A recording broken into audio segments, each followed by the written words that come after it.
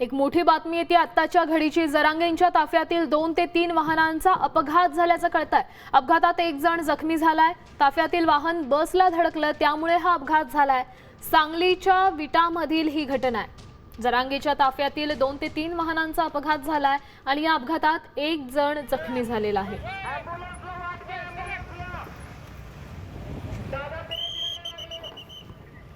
सांगलीमधल्या विट्यात ही घटना घडली आहे। मनोज जरांगे पाटील यांच्या ताफ्यातील 2 ते 3 वाहनांचा अपघात झालाय। अपघाताचं कारण असं कळतंय, ताफ्यातील वाहन बसला धडकलं, त्यामुळे हा अपघात झाला। या संदर्भातली अधिकची माहिती देत आहेत आपले प्रतिनिधी विजय पाटील।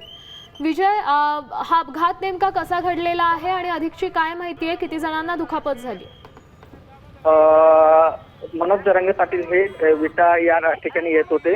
आज त्यांची शेवटची सभा आहे आणि गेल्या 2 दिवसापासून मनोज जरांगे सांगली जिल्ह्यामध्ये होते आणि आज शेवटची विटामध्ये सभा होती। त्यांचं स्वागत होतं आणि यावेळी मनोज जरांगे येत असताना त्यांच्या ताफ्यातल्या एका गाडीचा अपघात झाला आणि यामध्ये एक जण किरकोळ जखमी झालेला आहे आणि मनोज जरांगे पाटील हे स्वतः त्यांना घेऊन हॉस्पिटलमध्ये दाखल केलेले आहेत आणि त्यांची ट्रीटमेंट त्या ठिकाणी चालू आहे। नक्कीच धन्यवाद तुम्ही दिलेल्या सविस्तर अपडेटसाठी। तर सांगलीच्या विट्यात ही घटना घडलेली आहे। एकाला दुखापत झालेली आहे या अपघातात। ताफ्यातील वाहन बसला धडकलं, त्यामुळे हा अपघात झाला। मनोज जरांगे पाटलांची सभा होती आणि त्या सभेकरता हा ताफा निघालेला होता आणि त्याच दरम्यान हा अपघात झाल्याचं कळतंय।